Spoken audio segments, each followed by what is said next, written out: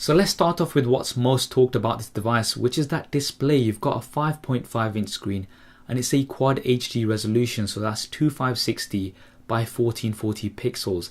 Now it's called quad HD because it's 4 times 720p, and that comes to 538 ppi pixel density, which is absolutely insane. This results in a very sharp display. This is probably one of the sharpest screens that I've used, and images and text look absolutely crystal clear. Now blacks aren't as deep as a Super AMOLED display, so if you're coming from a Samsung Galaxy device, you may find the colors a little bit washed out, but overall it's a very nice display. Now the big question is the difference in PPI noticeable compared to a 1080p screen? Well, let me put it this way, if you're looking for it, then yes, you'll notice it, otherwise probably not.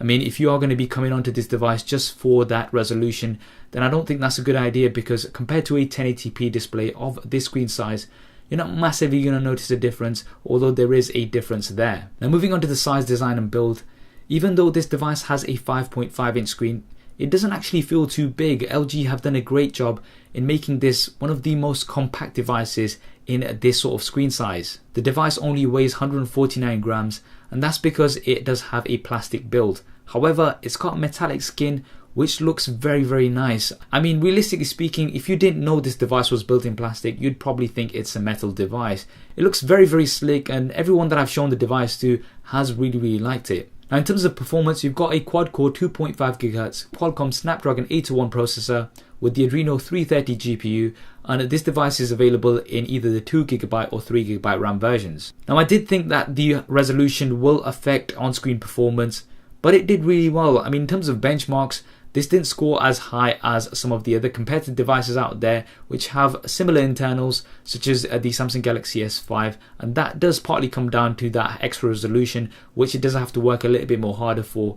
But generally speaking, it was very powerful, fast and snappy. No issues whatsoever. I didn't experience any lag using this device. Now memory, you've got either the 16 or 32GB versions. The 16GB version comes with the 2GB of RAM, and the 32GB version comes with the 3GB of RAM.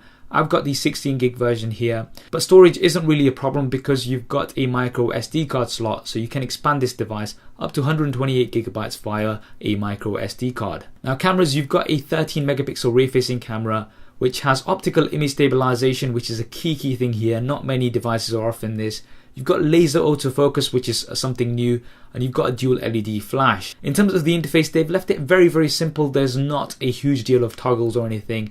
You can just go out there and take lots of nice pictures, and it takes some great quality pictures, lots of detail, crisp and clear shots, and the autofocus is super fast. It definitely is one of the fastest out there. You can really quickly snap focus on 2 different areas and take some great quality images. Now video, you can film up to 2160p, so that's a 4K resolution, and it's absolutely great. I think the best thing about this is that you've got optical image stabilization. This is something that not many other devices are offering, so when you are filming at 4K, you can still get some very stable footage. In terms of the autofocus, I did find it slightly slow when you're filming video, but you can always tap to focus if needed.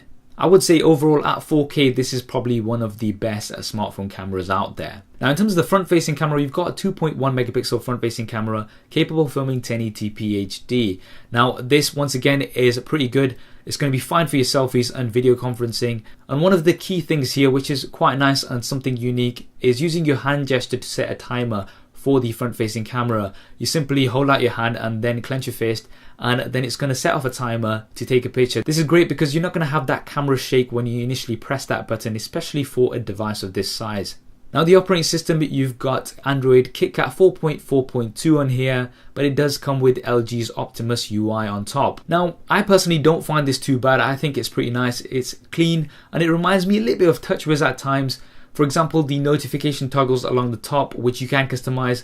This is absolutely great, and you've also got multi-window support, so you can have 2 apps open at the same time and really utilize the screen size. And you've also got some custom LG features on here which are also very good. The clipboard is something that I definitely liked. You can copy some text and it's going to actually put it in the clipboard, so rather than just copying one thing at one time, which is the case with pretty much all of the devices out there right now, you can have your clipboard and you can always switch back to things that you've copied previously. Nutcode is something else that's unique to LG. Now this lets you tap a sequence to unlock your phone, so a unique sequence to unlock your device. This once again is pretty decent. I find myself using it sometimes, but it's something quite different and unique. Now, touching on some of the additional features of this device, firstly, you've got the 1-watt speaker with the booster amp at the back. This is pretty decent. Once again, it's not the front, so it's not going to be a match for something like the HTC One M8, but then again, what is? And you've also got no buttons on the side of this device. This is something quite unique to LG. You've got the buttons at the back of the device, so the volume buttons as well as the power button.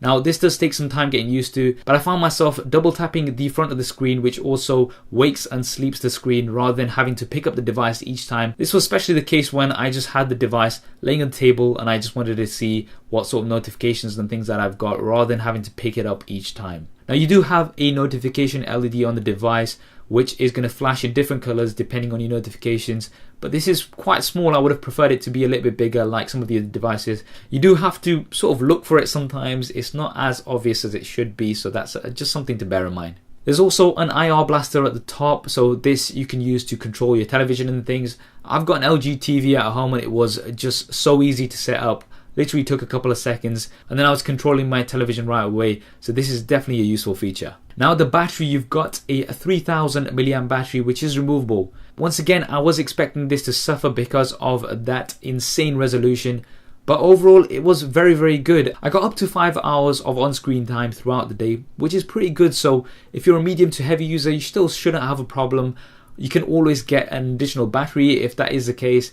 But if you're a light to medium user, you could possibly push this device to 2 days.